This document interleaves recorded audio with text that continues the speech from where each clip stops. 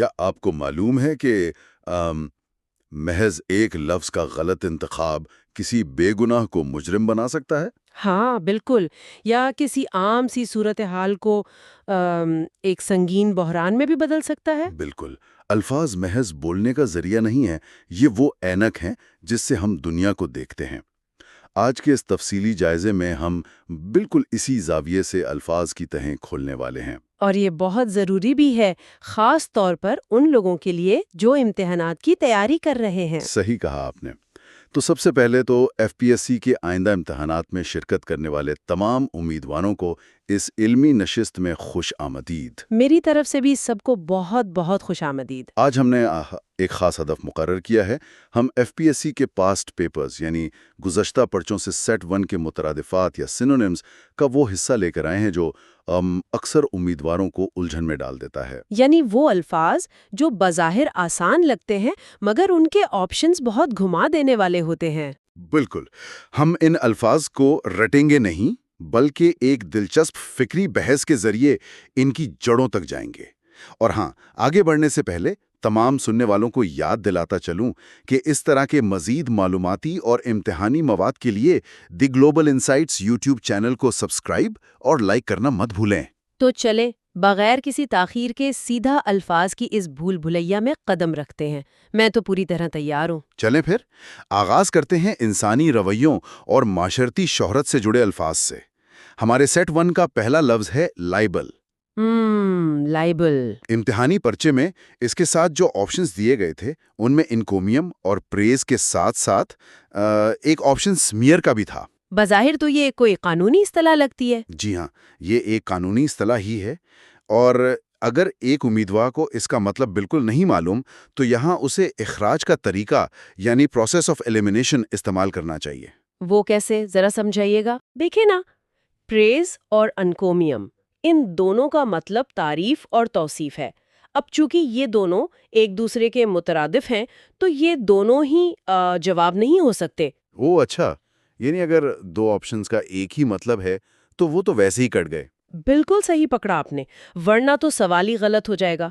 اس کا مطلب ہے جواب یقیناً کوئی مختلف لفظ ہے، اور وہ ہے سمیئر۔ لائبل کا اردو میں مطلب ہے تحریری طور پر کسی کو بدنام کرنا یا اس کی ساکھ کو نقصان پہنچانا۔ ہاں، جیسے ہم اکثر اخبارات میں سمیئر کیمپین کی اصطلاح پڑھتے ہیں، کردار کشی کرنا۔ بالکل، سمیئر کا بھی بالکل یہی مطلب ہے، کسی پر جھوٹی تہمت لگانا۔ یہ بات تو سمجھ میں آ گئی کہ یہ کردار کشی سے متعلق ہے، لیکن میرے ذہن میں ایک قانونی اور لسانی الجھن پیدا ہو رہی ہے۔ جی جی، پوچھیں، کیا الجھن ہے؟ فرض کریں ایک شخص چوراہے پر کھڑے ہو کر کسی پر جھوٹے الزامات کی بوچھاڑ کر رہا ہے، تو کیا ہم اس سے بھی لائبل کہیں گے؟ میرا مطلب ہے اس نے ساخت تو خراب کی ہے نا۔ یہ بہت ہی باریک اور اہم سوال ہے، اور یہی وہ مقام ہے جہاں الفاظ کی درست تفہیم کام آتی ہے۔ نہیں، زبانی طور پر لگائی گئی تہمت کو ہم لائبل نہیں کہتے۔ تو پھر اسے کیا کہا جاتا ہے؟ قانون اور زبان میں اسے سلینڈر کہا جاتا ہے۔ لائبل کی سب سے بنیادی شرط ہی یہی ہے کہ وہ تحریری شکل میں ہو، شائع شدہ ہو، یا کوئی ایسی شکل ہو جو مستقل نوعیت کی ہو۔ یعنی جیسے آج کل کے دور میں کسی پر کی گئی کوئی متنازع سوشل میڈیا پوسٹ یا کوئی بلاگ۔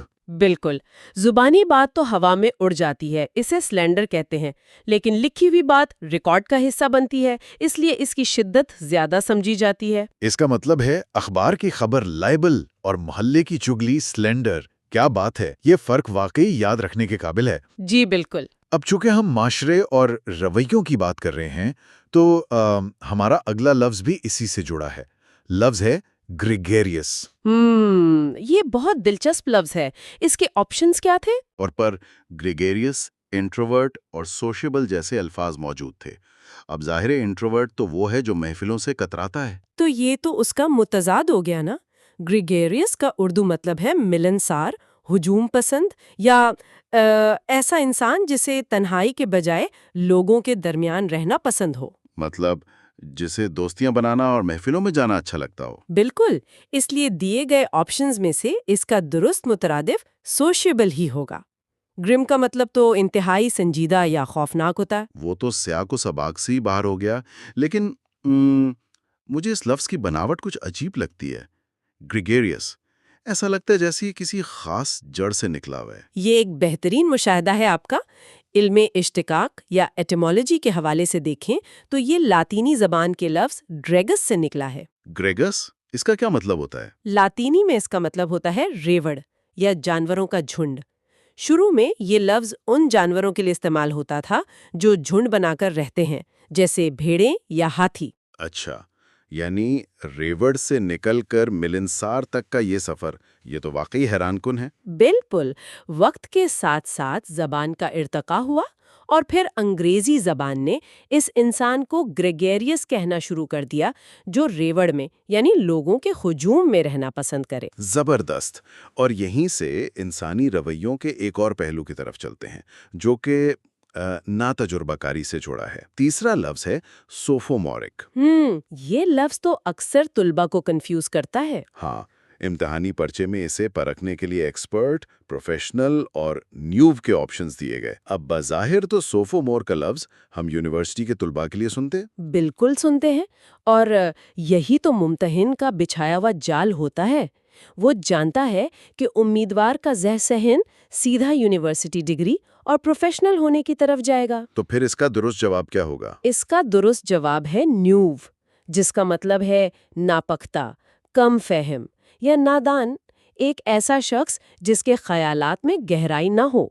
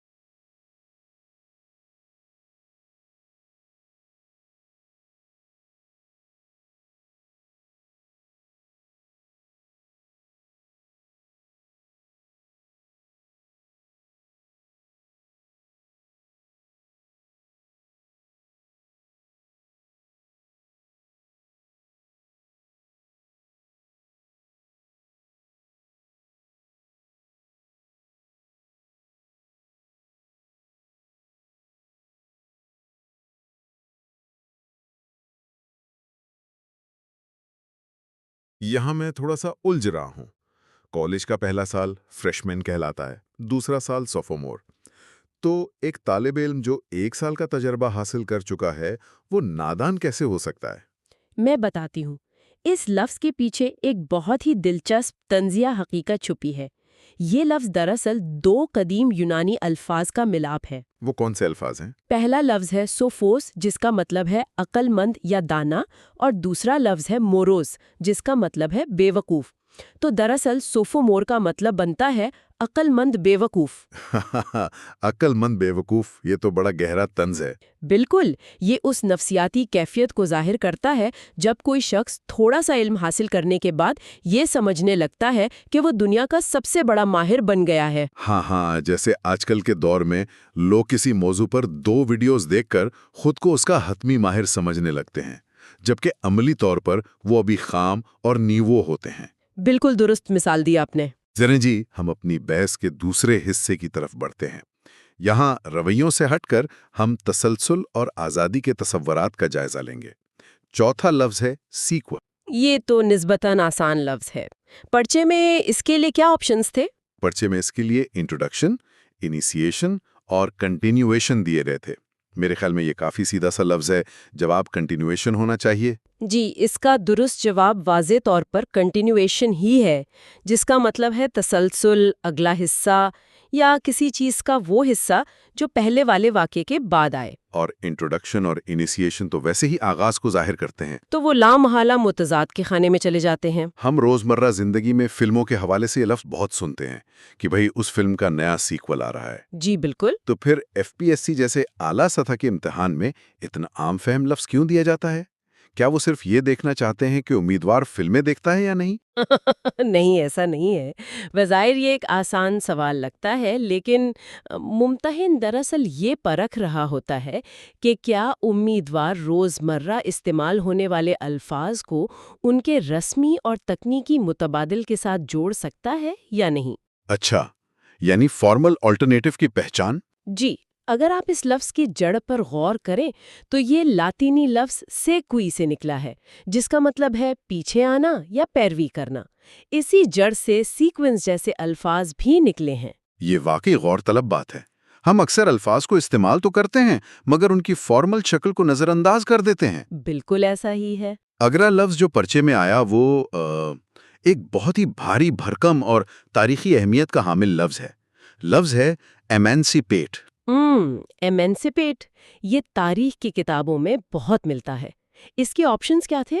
اس کے ساتھ آپشنز تھے ڈیٹین، امپریزن اور لبریٹ۔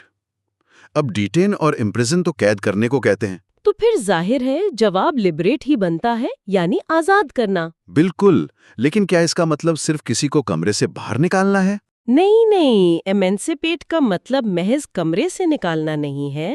یہ کسی کو غلامی، قانونی شکنجے یا سیاسی پابندیوں سے مستقل بنیادوں پر نجات دلانے کے لیے استعمال ہوتا ہے۔ تو اس میں ایک گہری اور باقاعدہ آزادی کا تصور ہے۔ بالکل۔ اگر ہم اس لفظ کی ساخت کو توڑیں تو اس میں ای کا سابقہ ہے، جس کا مطلب ہے باہر، اور مینس کا مطلب ہے ہاتھ۔ یعنی کسی کو کسی کے ہاتھوں یا قبضے سے مکمل طور پر باہر نکال لینا۔ کیا بات ہے! جی، اسی لیے جب ہم امریکہ میں غلامی کے خاتمے کی تاریخ پڑھتے ہیں تو وہاں ایمانسیپیٹ کا ذکر آتا ہے۔ اس میں ایک ادارہ جاتی اور منظم آزادی کا تصور ہے۔ زبردست۔ اب آزادی سے ہٹ کر ایک ایسے رویے کی بات کرتے ہیں جو اکثر لوگوں کے لیے خوف کا باعث بنتا ہے۔ لفظ ہے پیڈینٹری۔ پیڈینٹری، یہ ایک ایسا سوال ہے جو اچھوں کو پرچے میں چکرا دیتا ہے۔ اس کے آپشنز بھی بڑے دلچسپ ہیں، ان ایگزیکٹنس، کیئرلیس اور میٹیکولس۔ پیڈینٹری کا اردو میں مطلب ہے حد سے زیادہ باریک بینی، چھوٹی چھوٹی خامیوں کو پکڑنا یا قواعد و ضوابط پر اندھا دھند زور دینا۔ اس لحاظ سے کیئرلیس اور ان ایگزیکٹنس تو اس کے بالکل الٹ ہو گئے۔ بالکل۔ تو ہمارے پاس صرف ایک ہی آپشن بچتا ہے اور وہ ہے میٹیکولس، جس کا مطلب ہے نہایت محتاط اور باریک بین ہونا۔ یہیں پر مجھے ایک الجھن ہو رہی ہے۔ کسی کام میں محتاط ہونا یا میٹیکولس ہونا تو عموماً ایک مثبت خوبی سمجھی جاتی ہے نا؟ جی، عام طور پر اسے مثبت ہی سمجھا جاتا ہے۔ لیکن پیڈینٹری کو تو معاشرے میں اکثر ایک منفی رویہ سمجھا جاتا ہے۔ پھر یہ دونوں آپس میں مترادف کیسے ہو گئے؟ یہ ایک نہایت شاندار سوال ہے آپ کا۔ دیکھیں، پیڈینٹری دراصل میٹیکولس ہونے کی ہی ایک بگڑی ہوئی انتہا پسندانہ شکل ہے۔ اچھا، وہ کیسے؟ جب آپ اتنے زیادہ محتاط ہو جائیں کہ اصل مقصد ہی گم ہو جائے تو وہ خامی بن جاتی ہے۔ مثال کے طور پر آپ کسی دوست کو اپنی کوئی بڑی پریشانی سنا رہے ہوں اور وہ آپ کی بات کی گہرائی سمجھنے کے بجائے آپ کو ٹوک کر کہے کہ آپ نے فلاں فقرے میں گرامر کی غلطی کی ہے۔ تو یہ پیڈینٹری ہے۔ یہ تو واقعی بہت الجھن والی بات ہے۔ جی، تو امتحان میں چونکہ ہمیں بالکل ہو مطلب والا لفظ نہیں ملتا، اس لیے ہمیں وہ آپشن چننا پڑتا ہے جو معنی کے سب سے زیادہ قریب ہو، اور یہاں میٹیکولس ہی وہ واحد لفظ ہے جو باریک بینی کی نمائندگی کرتا ہے۔ یہ وضاحت بہت کام کی تھی۔ یعنی MCQs میں ہمیں مثالی لفظ نہیں بلکہ دستیاب آپشنز میں سے بہترین لفظ چننا ہوتا ہے۔ جی بالکل۔ اب ہم اپنی گفتگو کا رخ تیسرے حصے کی طرف موڑتے ہیں، جہاں کچھ خوف، تاثرات اور مستقبل پر نظر رکھنے والے الفاظ ہیں۔ سیٹ 1 میں اگلا لفظ ہے زینوفوبک۔ زینوفوبک، یہ تو آج کل عالمی سیاست میں بھی بہت سنا جاتا ہے۔ بالکل، اس کے آپشنز میں اپیزمنٹ، انٹرنیشنلسٹ اور فنیٹک شامل تھے۔ زینوفوبک کا مطلب ہے اجنبیوں، غیر ملکیوں یا اپنے سے مختلف ثقافت رکھنے والے لوگوں سے غیر معقول حد تک خوف کھانا یا تعصب رکھنا۔ تو اگر آپشنز کا جائزہ لیں تو اپیزمنٹ کا مطلب تو کسی کو خوش کرنا یا راضی کرنا ہوتا ہے، اور انٹرنیشنلسٹ کا مطلب وہ شخص ہے جو بین الاقوامی تعاون پر یقین رکھتا ہو۔ تو یہ دونوں تو اس رویے کی بالکل نفی کرتے ہیں۔ تو پھر ہمارے پاس بچتا ہے فنیٹک۔ لیکن فنیٹک کا مطلب تو انتہا پسند یا جنونی ہوتا ہے۔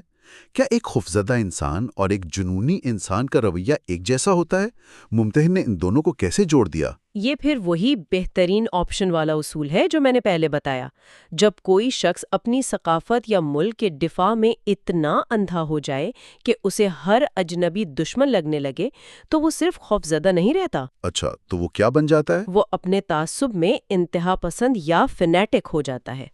لفظ کی جڑوں پر غور کریں تو یونانی میں زینو کہتے ہیں اجنبی کو اور فوبیا کہتے ہیں خوف کو۔ یعنی اجنبی کا یہ خوف انسان کو منطق سے دور کر کے جنون کی طرف لے جاتا ہے۔ اس لیے پرچے میں فنیٹک اس کا سب سے قریبی مترادف ہے۔ بہت گہری بات کی آپ نے۔ ہاں، یہ الفاظ انسانی نفسیات کی بڑی زبردست عکاسی کرتے ہیں۔ تعصب اور خوف اکثر انسان کو واقعی جنونی بنا دیتے ہیں۔ اسی غصے اور ناپسندیدگی سے ہمارا اگلا لفظ جڑا ہے۔ لفظ ہے اسکال۔ اسکال، اس کے آپشنز کیا تھے؟ گرن اور گرمس شامل ہیں۔ اب اسمائل اور گرن تو ظاہر مسکراہٹ کے لیے استعمال ہوتے ہیں۔ جی، تو انہیں تو ہم فوری طور پر رد کر سکتے ہیں اور ہمارے پاس بچتا ہے گرمس۔ لیکن سکاؤل کا اصل مطلب کیا ہے؟ اسکاؤل کا مطلب ہوتا ہے چہرے پر تیوری چڑھانا، ماتھے پر بل لانا یا غصے اور ناپسندیدگی سے کسی کو گھورنا۔ اور گرمس، کیا اس کا مطلب بھی یہی ہے؟ جی، گرمس کا مطلب بھی چہرے کے ان تاثرات کو کہتے ہیں جو درد، بیزاری یا ناپسندیدگی کی وجہ سے بگڑ جائیں۔ یعنی اگر میں اس کا تصور کروں تو ایک عام سی ناراضگی اور سکاؤل میں کافی فرق ہے۔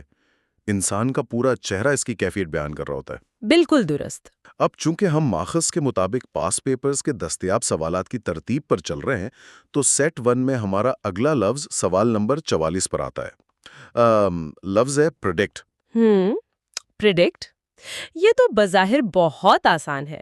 اس کے لیے کیا جال بچھایا گیا تھا؟ اس کے آپشنز میں ڈسکور، پریونٹ، ڈیسائیڈ اور فورٹیل شامل تھے۔ جی، اس کا سیدھا اور درست جواب فورٹیل ہے۔ پریڈکٹ کا مطلب ہے پیشین گوئی کرنا یا مستقبل کا حال پہلے سے بتا دینا۔ اور پریونٹ کا مطلب روکنا اور ڈیسائیڈ کا مطلب فیصلہ کرنا ہے، تو وہ تو ویسے ہی غلط ہو گئے۔ بالکل، لیکن مجھے اس میں ڈسکور کا آپشن ایک بہت بڑی چال لگتا ہے۔ بہت سے لوگ سوچ سکتے ہیں کہ ہم نے مستقبل دریافت کر لیا ہے تو شاید ڈسکور جواب ہو۔ اور یہی تو ممتحن کی مہارت ہے۔ لیکن اگر ہم لفظ کو توڑیں تو یہ دھوکہ ہم کبھی نہیں کھائیں گے۔ لاطینی میں پری کا مطلب ہے پہلے اور ڈکٹ کا مطلب ہے کہنا یا بولنا۔ جیسے ڈکٹیٹر وہ ہوتا ہے جس کی کہی ہوئی بات قانون ہو۔ بالکل صحیح سمجھے آپ۔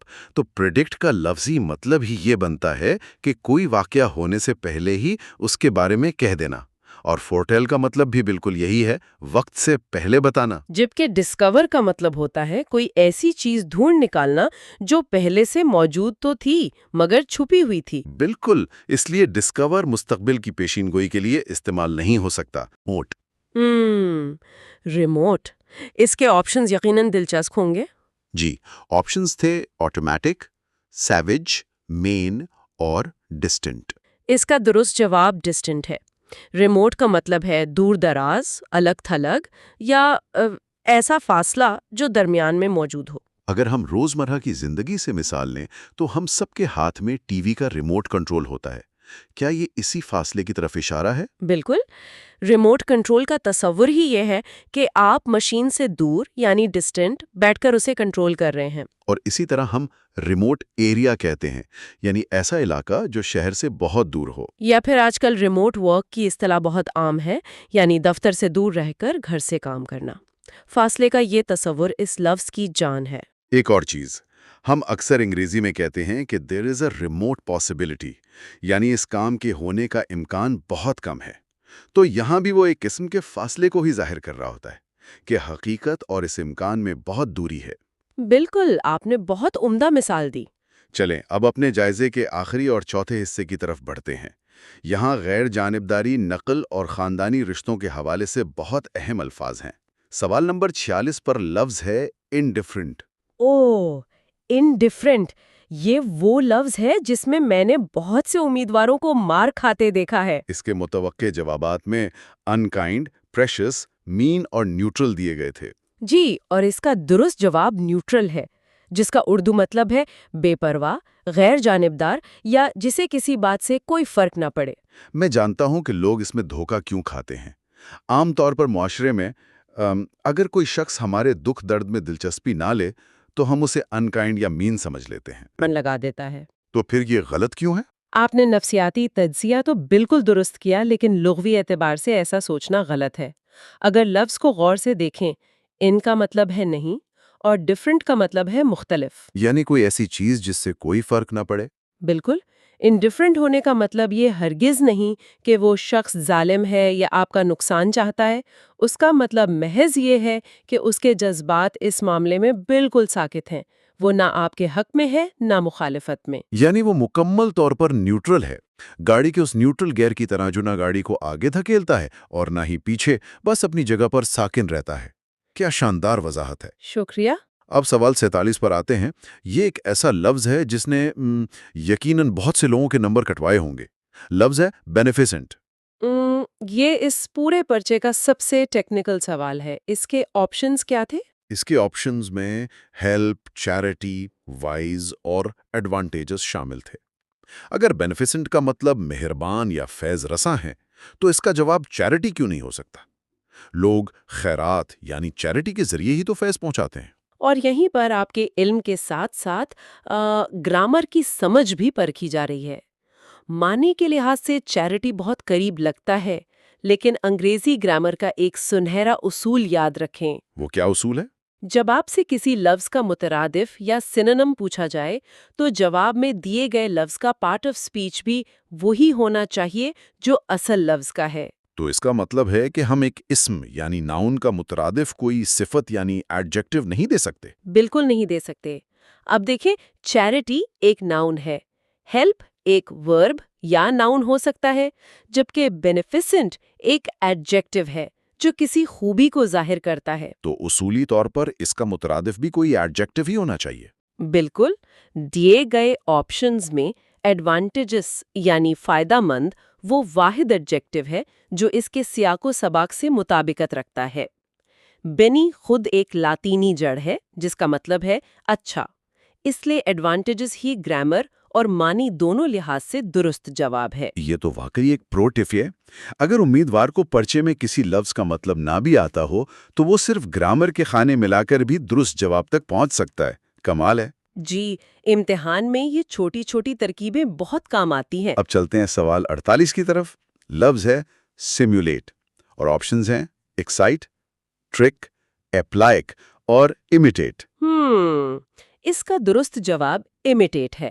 سیمولیٹ کا مطلب ہے نقل کرنا، سوانگ رچانا یا کسی چیز کی ہو بہو مصنوعی حالت پیدا کرنا۔ اکثر لوگ سیمولیٹ کو سٹیمولیٹ سے ملا دیتے ہیں، جس کا مطلب ایکسائٹ کرنا یا ابھارنا ہوتا ہے۔ یہ محض ایک حرف کا ہیر پھیر ہے۔ جی، اور یہی غلطی نمبر کٹوا دیتی ہے۔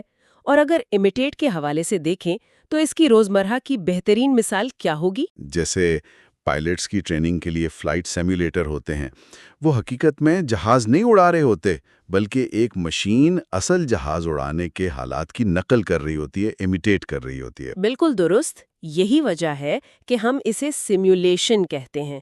لاطینی میں سملس کا مطلب ہوتا ہے جیسا یا ملتا جلتا، اور اسی سے سملر کا لفظ بھی بنا ہے، یعنی ہو بہو نقل تیار کرنا۔ زبردست۔ اب ہم اپنے آخری دو الفاظ کی طرف آتے ہیں۔ سوال 49 ہے نیگلیجبل، جس کے آپشنز کیئرلیس، ڈارک، آرگیویبل اور انسگنیفیکنٹ تھے۔ نیگلیجبل، اس میں کیئرلیس کا آپشن بہت دھوکہ دینے والا ہے۔ وہی نا۔ اب چونکہ کیئرلیس کا مطلب لاپرواہ ہے تو کیا نیگلیجبل اور کیئرلیس آپس میں نہیں ملتے؟ نہیں، اور یہی باریک فرق سمجھنے والا ہے۔ دیکھیں، کیئرلیس ایک رویہ ہے، یعنی غفلت برتنا، جبکہ نیگلیجبل ایک مقدار یا اہمیت کو ظاہر کرتا ہے۔ اچھا، یعنی دونوں کا دائرہ کاری مختلف ہے۔ بالکل. نیگلیجبل کا مطلب ہے کوئی ایسی چیز جو اتنی معمولی یا چھوٹی ہو کہ اسے بآسانی نظر انداز کیا جا سکے. اس لیے اس کا درست جواب انسگنیفیکنٹ ہوگا، یعنی ایسی چیز جس کی کوئی اہمیت نہ ہو. جیسے اگر کسی ارب پتی شخص کا 100 روپے کا نقصان ہو جائے تو وہ نقصان اس کے لیے نیگلیجبل ہے، یعنی انسگنیفیکنٹ ہے. اس کا رویہ کیئرلیس ہو سکتا ہے لیکن نقصان نیگلیجبل ہے. کیا زبردست مثال دی آپ نے. بالکل ایسا ہی ہے. اور اب ہمارے سیٹ 1 کا آخری سوال. سوال 50. لفظ ہے کن. آپشنز تھے ایگزالٹ، ٹویسٹ، فرینڈ اور ریلیٹیو. یہ ایک نسبتاً آسان لفظ ہے. اس کا جواب ریلیٹیو ہے. کن کا مطلب ہے رشتہ دار، عزیز و اقارب یا ہم نسل لوگ. لیکن فرینڈ یعنی دوست کیوں نہیں؟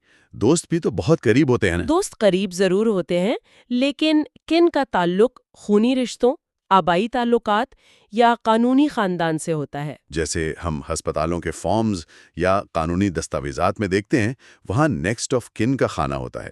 بالکل. اس کا مطلب یہی ہوتا ہے کہ خدا نخواستہ کسی ایمرجنسی میں آپ کے اس خونی رشتہ دار سے رابطہ کیا جائے گا جسے قانونی طور پر آپ کا وارث سمجھا جاتا ہے. دوستوں کو نیکسٹ آف کن کے خانے میں عموماً نہیں لکھا جاتا. یہ ہوئی نا بات.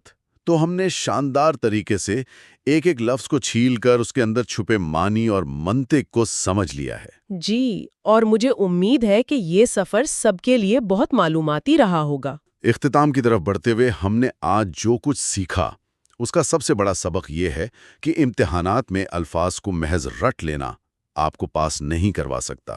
بالکل نہیں کروا سکتا. جب تک آپ الفاظ کی جڑوں، ان کے گرامر اور ان کے پیچھے چھپے احساس کو نہیں سمجھیں گے تب تک زبان پر عبور حاصل نہیں ہو سکتا. یعنی ممتحن صرف آپ کی یادداشت نہیں، آپ کا لسانی شعور چیک کر رہا ہوتا ہے. مجھے آپ کی اس بات سے مکمل اتفاق ہے، اور میں اس نشست کے اختتام پر سننے والوں کے ذہن میں ایک فکری چنگاری چھوڑنا چاہوں گی. جی ضرور. وہ کیا ہے؟ ہم نے آج اتنے سارے الفاظ اور ان کی باریکیاں دیکھی. ذرا غور کیجیے گا کہ جب ہم کسی صورتحال کو بیان کرنے کے لیے ایک بالکل درست لفظ کا انتخاب کرتے ہیں، جیسے ہم نے کسی بے حس انسان کو انکائنڈ کہنے کے بجائے انڈیفرنٹ کہا، تو کیا ہمارا یہ انتخاب محض ایک لغت کی درستی ہے؟ یہ تو بہت گہرا سوال ہے. یا کیا ایک لفظ بدل دینے سے پوری حقیقت کو دیکھنے کا ہمارا اور سامنے والے کا زاویہ ہی تبدیل ہو جاتا ہے؟ الفاظ صرف خیالات کو بیان نہیں کرتے، یہ حقیقت کو تشکیل دیتے ہیں. الفاظ حقیقت کو تشکیل دیتے ہیں. واقعی سوچنے پر مجبور کر دینے والی بات ہے. آپ اپنی دنیا کو ویسا ہی دیکھتے ہیں جیسی آپ کی ذخیرہ الفاظ ہوتی ہے. اسی گہرے خیال کے ساتھ ہم آج کے اس تفصیلی جائزے کا اختتام کرتے ہیں. میری طرف سے بھی سب کو بہت بہت نیک تمنائیں، خاص طور پر امتحان دینے والوں کو. یقیناً امیدواروں کو ایک بار پھر یاد دہانی کرواتا چلوں کہ وہ مزید ایسی معلوماتی نشستوں اور امتحانی تیاری کے لیے لازمی طور پر دی گلوبل انسائٹس یوٹیوب چینل کو سبسکرائب کریں اور اس کاوش کو لائک کریں. آج کا ہمارا سفر یہیں تک تھا. الفاظ کی اس جادوئی دنیا میں پھر کسی دن ملاقات ہوگی. اپنا خیال رکھیں.